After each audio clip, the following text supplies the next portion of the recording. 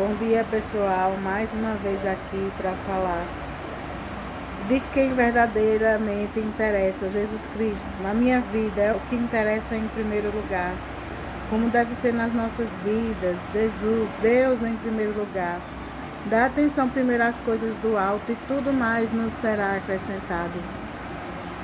E a gente vamos contextualizar essa pregação, essa palavra que eu vou falar. Depois que Jesus ascendeu ao céu, foram se formando as comunidades dos cristãos, né?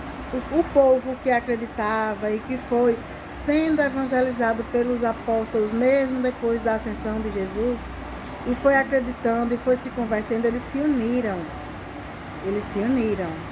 para ficarem mais fortes, para adorar melhor o Senhor.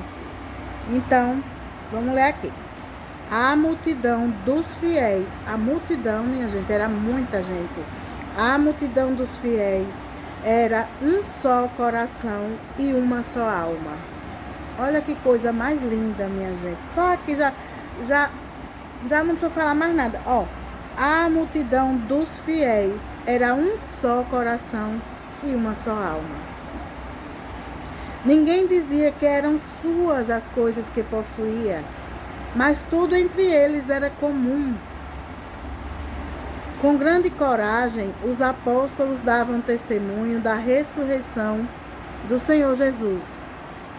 Em todos eles era grande a graça. Nem havia entre eles nenhum necessitado, porque todos os que possuíam terras ou casas vendiam-nas e traziam o preço do que tinham vendido e depositavam-no aos pés dos apóstolos. Repartia-se então a cada um deles conforme a sua necessidade. Assim José, a quem os apóstolos deram o sobrenome de Barnabé, que quer dizer filho da consolação, levita, natural de Chipre, possuía um campo. Vendeu-o e trouxe o valor dele e depositou aos pés dos apóstolos. Ninguém dizia que eram suas as coisas que possuía, mas tudo entre eles era comum. Se eu tenho 1 quilo de feijão, não é só meu, é de todos aqueles que estão ao meu redor. Aqueles que precisam mais, a gente vai dar mais. Aqueles que que faz o necessário com menos, fica com menos. O bem comum, né? Nada é só meu, nada é só seu, é tudo de todos, da maneira que convém a cada um, da maneira que necessita cada um. Quem precisa de mais, tem mais, e quem precisa de menos, menos. Aquilo que necessita apenas. E claro que sobra, é abundante, a vida com Jesus é plenitude, é abundância, nada falta. Ninguém dizia que eram suas as coisas que possuía, mas tudo entre eles era comum. Nem havia entre eles nenhum necessitado, porque todos os que possuíam terras ou casas vendiam-nas e traziam o preço do que tinham vendido e depositavam aos pés dos apóstolos. Repartia-se então a cada um deles conforme a sua necessidade. O que é isso?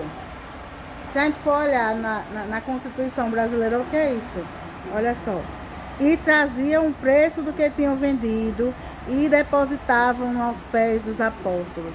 Repartia-se então a cada um deles conforme a sua necessidade. Isso é equidade. Equidade.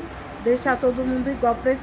Quem precisa de mais, tem mais. Quem precisa de menos, tem menos. Equidade. Todo mundo tem a mesma oportunidade. Todo mundo tem o mesmo direito. Quem, por exemplo, equidade aqui, vamos levar para a Constituição, uma pessoa que é deficiente física, por exemplo, vamos lá. Ela precisa de mais um pouco, né? Ela precisa de mais atenção, ela precisa de mais cuidado. Ela tem o direito de viver junto de todos os outros que não são deficientes físicos, que não têm deficiência física, com a mesma qualidade de vida, qualidade de oportunidade de crescer, de evoluir, de estudar, de desenvolver a sua intelectualidade, produzir, ser útil à sociedade, tem que ter um apoio maior para ela conseguir fazer isso. A gente tem que ter a acessibilidade, né? Não só para a pessoa com deficiência física, mas para a pessoa com deficiência visual, auditiva, mental, intelectual, qualquer que seja. Isso é equidade. Uma pessoa mais idosa, ela precisa de mais cuidado. Uma criança, ela precisa de oportunidade. A criança que vive na periferia e a criança que vive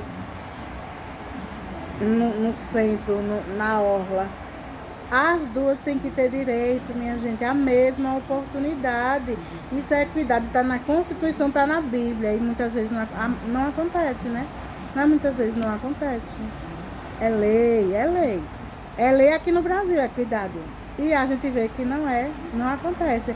Aí vai uma criança, adoece, vai para o médico particular, e a criança que adoece vai para o SUS e fica, né? O idoso que adoece vai para o SUS, fica, né? Vamos lá.